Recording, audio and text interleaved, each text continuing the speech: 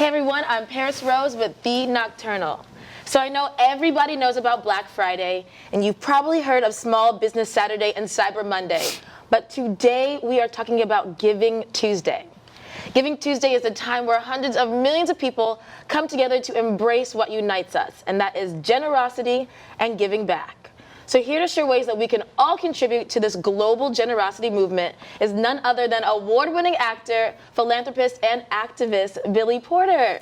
Hi. Hello, Billy. Good morning. Good morning How are to you. I'm fantastic. How are you? I'm great. I'm in the holiday mood. Yes, I'm getting in the holiday spirit myself. Yes? Okay, so you give us a little bit more information about Giving Tuesday and why you decided to get involved. Well, it's interesting because growing up in the church, one of the first things that I can remember being instilled in me was giving back.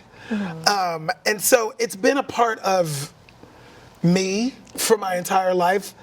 So when PayPal called, it seemed like, I had sort of, the Spirit had drawn them to me. Yeah. PayPal has been a part of Giving Tuesday since 2012. That was one Tuesday. Now they've expanded it to the entire season of the holiday season, but also, with the intent to springboard it into this idea of giving, period, being present to give at all times, to pay it forward at all times, because that energy is what makes the world a better place. And I know some people are a little apprehensive about giving back because they only think of financial donations. Yeah. So what are some non-traditional ways that you give back and maybe how others can do the same? Yeah, it's hard. When I have never had a whole lot of money, but, I give as an artist. I remember back in the 90s when I first moved to New York City, and I would do benefits for Broadway Cares, Equity Fights AIDS, and the Actors Fund of America, and whether it's just, volunteering at an event or being in an event that raises money, singing at an event, or doing my own, concert series, for instance, that then all the money was, given back. That's how I give as an artist. That's how I've always given. Of course, there is the component of giving with money, and PayPal will, match that by 10%, but you could also give by volunteering. You can volunteer, you can mentor, volunteer at a food bank, support small businesses. I don't know if a lot of people understand that, but supporting small businesses in your community is a way of giving back in a non-traditional way. Those clothes that you've had in your closet for 2 decades that you're swearing you're gonna get down to the size again so you can wear them, just donate them. A lot of people are in need of them. Definitely. And you are a superstar, you're in the spotlight, especially with social media. Do you feel that there's a pressure for celebrities or someone of a certain status to give back? This word pressure is something that I have extracted myself from a long time ago. People are going to do what they want to do. People should do what they want to do. For me in my house, I do feel like it's a responsibility for me. Right. You know what I mean? I'm not putting that on anybody else. But for me, I know that, when one has a platform, which I now have, one should use it. Okay.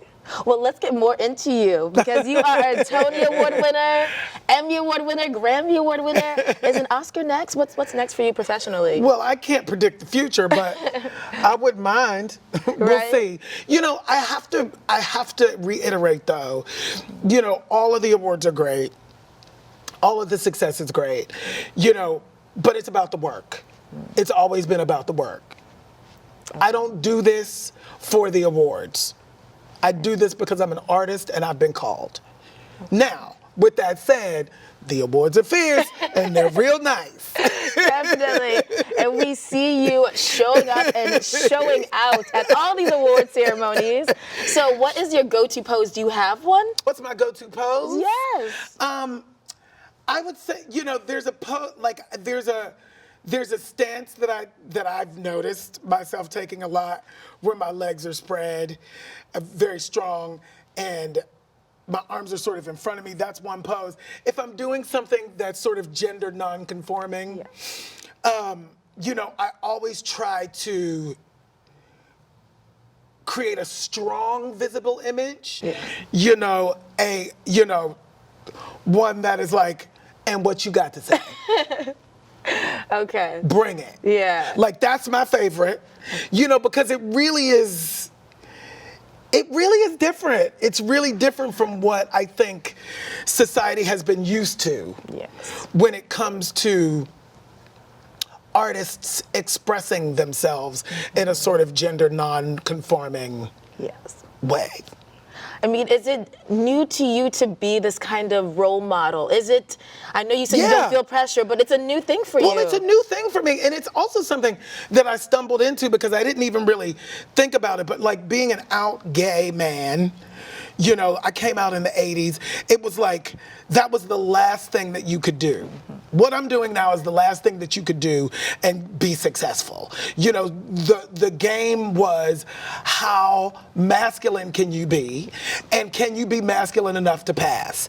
When I realized that I was not masculine enough to pass for anything, in the outside world's mind, that's not myself, but like, I just stopped trying, and then Kinky Boots came around, where I'm literally playing a drag queen. Still, it didn't occur to me. Still that was a compartmentalized part of myself that I was paid to do and paid to be. I never in a million years thought I would be wearing dresses in my regular, normal, everyday life. Wow. And you think, well, duh, boy, duh. Yeah. But like, it never occurred to me. And all of a sudden, it's like, well, right. It's sort of the natural extension of where I've come from and what I've always been. Okay. But the difference for me, and this is no tea, no shade, the difference with me, and I think the thing that has been so political about it, is that I'm not a drag queen. And I'm not transgender in any way. I'm a cisgendered gay man choosing to play with gender in my fashion. Ooh. That's different. Yeah, that is different. And it ruffles feathers in a different way. It really does ruffle feathers in a different way, I've found. So have you been feeling that negative feedback? No, but I've heard it. I don't lean into that. Okay. I lean into the positive. We have this space where it's like 98% of it is positive. You get the 2% that's negative, and that's the stuff you remember. It's like, nope, I'm gonna lean into the 98% that's been positive for me, and let that put the wind beneath my wings so I can keep on flying. Okay, and on a positive note, you have a movie coming out, Like a Boss. Yes. What is that about? So Like a Boss stars Tiffany Haddish, Rose Byrne, Selma Hayek. Tiffany Haddish and Rose Byrne are best friends. And it's sort of a female, they own a makeup company, and it's a female, I call it a female empowerment buddy comedy. It's rated R, I think. Ooh. So it's of that sort of like Bridesmaids, The Hangover, but with makeup. Got it. And ladies and fun, and it's just, I really love it. I just got to see a screening. It's really good. Okay, and that's coming out January 10th. Okay. Yes. All right. Well, I'll be sure to see anything and everything you do. I'm here for it. All right. Thank you. Well, thank you so much. Thanks for sharing with us. Absolutely. Thanks for being here.